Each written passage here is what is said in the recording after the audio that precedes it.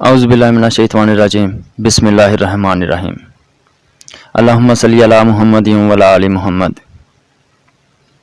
सूरतुल तौबा आयत नंबर 34 और 35 में अल्लाह ताला फरमाता है कि ए ईमान वालों, अहले किताब के अक्सर उलमा और मशाइख लोगों का माल नाजायज़ तरीक़ों से खाते और लोगों को अल्लाह की राह से रोकते हैं। अल्लाह की राह हुज़ूर पाक सल्लल्लाहु अलैहि वसल्लम की इताअत करना और कुरान पाक से हदायत हासिल करना। और अल्लाह की राह से रोकते कौन हैं?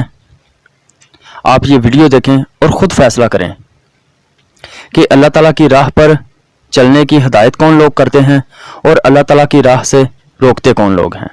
एक और इतराज मिर्जा ने हुजूर से गौसे पाक सरकार रज़ियल्लाहु तआला के हवाले से किया है। वो इतराज ये किया कि शेख अब्दुल कादिर जिलानी के बारे में कहा जाता है कि शेख अब्दुल कादिर जिलानी ने कहा कि मेरा मुरीद मशरक में हो और मैं मगरिब में हूं, मेरे मुरीद का सतर जो है ना वो खुल जाए तो मैं अपने मुरीद का सतर छुपाने वाला हूं। तो कहता है ये जो कादरी है, जो पक्का सुच्चा कादरी होगा, वो उसको अगर इतना कॉन्फिडेंट है तो वो ये करेगा कि मीडिया के कैमरे बुलाएगा और उनके सामने, मीडिया के कैमरों के सामने या शेख अब्दुल कादिर जिलानी कह के अपनी धोती खोल देगा। इस तरह बात करके तो मजाक भी उड़ाया और ठट्ठा किया। अभी मैं वो चीजें पेश नहीं करता जो मुनकरीन हदीस पेश करते हैं हदीस के हवाले से और मजाक और ठट्ठा करते हैं।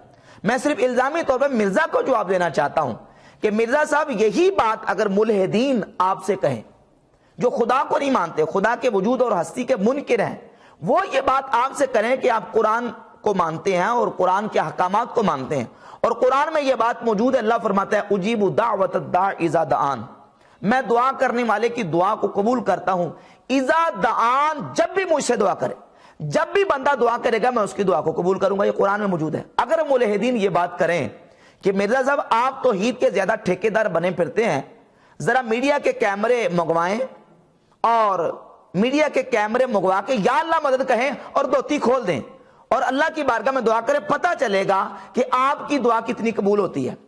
तो आप क्या जवाब देंगे मुनकिरीन हदीस को और जो मुल्हिदीन उनको क्या जवाब देंगे आप?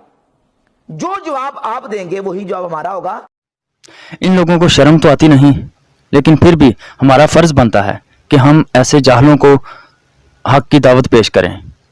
मुफ्ती साहब, पहली बात तो ये कि ये जो लोगों ने झूठी बातें बनाई हैं, झूठी कहानियां बनाई हैं, हम ये अवाम को कहानियां सुनाकर इनको झूठा साबित करके अल्लाह ताला की तौहीद का दफा करते हैं। क्योंकि अल्लाह ताला ने हमें ज़िंदगी दी है, हमें मौत देगा और हमें करोड़ों नेमतों से नवाजा है। इसलिए हम ये झूठी कहानियों को दाव पर लगाकर अल्लाह ताला की तौहीद का दफा करते हैं। अब मुफ्ती साहब, आपसे मेरा एक सवाल है कि अल्लाह ताला हमारी ज़िंदगी और मौत का मालिक है और उसने हमें करोड़ों नेमतों से नवाजा है, इसलिए अल्लाह ताला की तौहीद का दफा करना हम पर फ़र्ज है।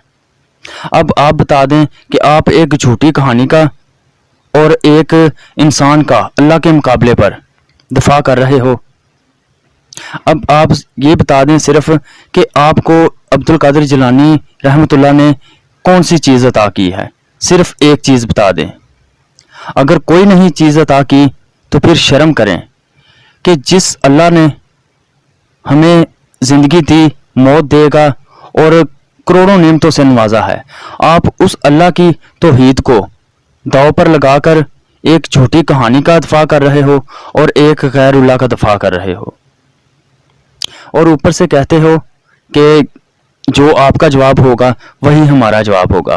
तो फिर हमारा जवाब सुन लें कि हम शेख अब्दुल कादिर जिलानी रहमतुल्लाह को अल्लाह ताला का एक नेक बंदा समझते हैं और उनसे दुआ मांगना और गायब में उनसे मदद मांगने को हराम समझते हैं और ये सतर खोलने वाली जो कहानी है इसको हम झूठा समझते हैं। अब आप बता दें कि आपका क्या जवाब है कि आप अल्लाह ताला के मुकाबले पर शेख अब्दुल कादिर जिलानी रहमतुल्लाह को लेकर आए हो और कुरान पाक की आयत के मुकाबले पर तुम इस कहानी को लेकर आए हो कि अगर ये कहानी जो झूठी है तो कुरान पाक की आयत को सच्चा साबित करके दिखाओ।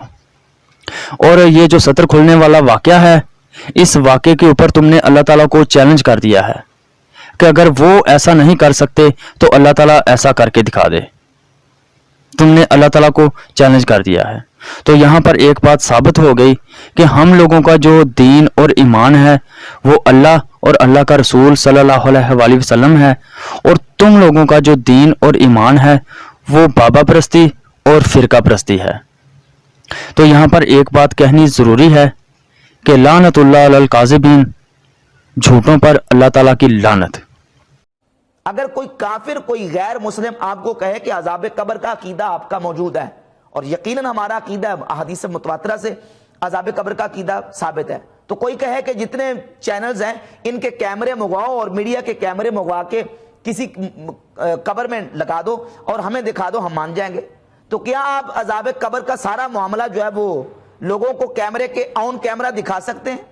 باقی رہی بات مشاہدے کی، کہ مشاہدہ ہی اگر کروانا ہے تو کتنی احادیث ہیں، آپ ذرا ان کا مشاہدہ کروا کے دکھائیں، ٹھیک ہے نا؟ کیمرے بلوائیں اور کیمرے میڈیا کے بلوا کے آپ ان کا مشاہدہ کروائیں۔ مثال کے طور پہ مسند احمد بن حنبل کی حدیث نمبر 446 ہے، اور سنن ابی داؤد میں 5099 نمبر، اور اسی طرح ابن ماجہ میں 3869 نمبر، جامع ترمذی میں 3388 نمبر حدیث ہے۔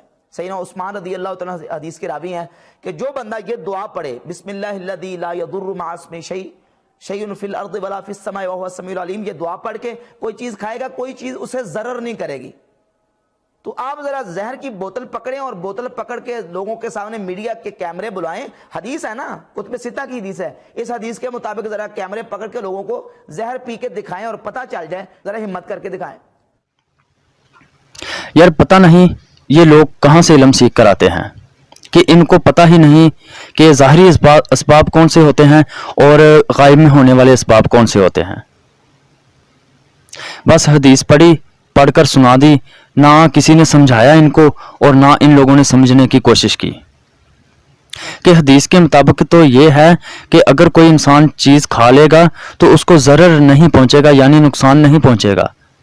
اس سے مراد یہ ہے کہ اگر کوئی بندہ چیز کھا لے اور ناگہانی آفت جو ہے وہ اللہ تعالیٰ کے حکم سے ٹل جائے گی۔ اس کا مطلب یہ نہیں کہ کوئی زہر کا پیالہ پکڑے اور خودکشی کرنے کی کوشش کرے تو اس پر پھر یہ قانون نہیں لگے گا، پھر اس پر اللہ تعالیٰ کا دوسرا قانون لگے گا۔ دوسرا قانون کون سا؟